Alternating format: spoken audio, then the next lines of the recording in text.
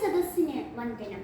ബഹുമാനപ്പെട്ട അധ്യാപകരെ, എൻ്റെ പ്രിയ കൂട്ടുകാരെ, എല്ലാവർക്കും എൻ്റെ സ്വാതന്ത്ര്യദിന ആശംസകൾ. ഇന്ന് നാം ഇന്ത്യയുടെ 78ാമത് സ്വാതന്ത്ര്യദിനമാണ് ആഘോഷിക്കുന്നത്.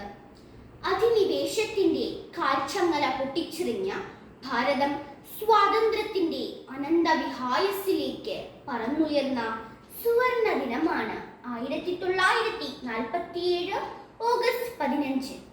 വിദേശ ശക്തികളുടെ കരങ്ങളിൽ ശ്വാസം മുട്ടിക്കഴിഞ്ഞ ഭാരതം സ്വാതന്ത്ര്യത്തിന്റെ അമൃതം നുകർന്ന മഹത്തായ സുദിനം.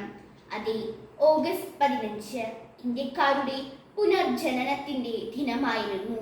ആ ദിനം നാം ഓർക്കുകയും ആഘോഷിക്കുകയും ചെയ്യുമ്പോൾ ഭാരതത്തോടുള്ള സ്നേഹവും ആദരവും പ്രകടമാകുന്നു.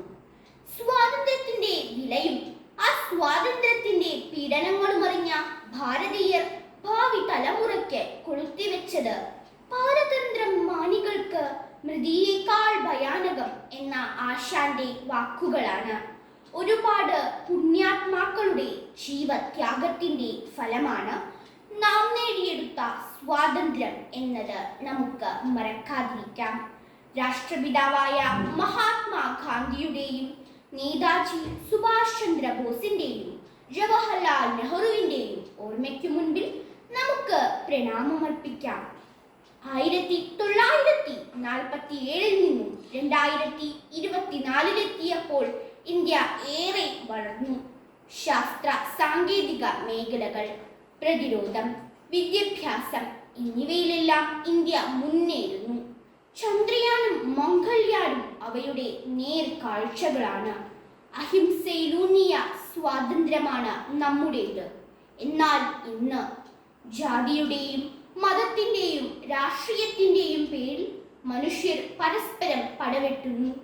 കൊലപാതകങ്ങളും സ്ത്രീധന മരണങ്ങളും തുടർ കഥകളാകുമ്പോൾ യഥാർത്ഥത്തിൽ നമുക്ക് സ്വാതന്ത്ര്യം ലഭിച്ചിട്ടുണ്ടോ എന്ന് നാം സംശയിക്കേണ്ടിയിരിക്കുന്നു. ഭാരതത്തോടുള്ള അഭിമാനം വികാരങ്ങളിൽ നിന്ന് പ്രവർത്തനത്തിലേക്ക് കടന്നുവരണം. ഭാരതം എൻ്റെ നാടാണ്.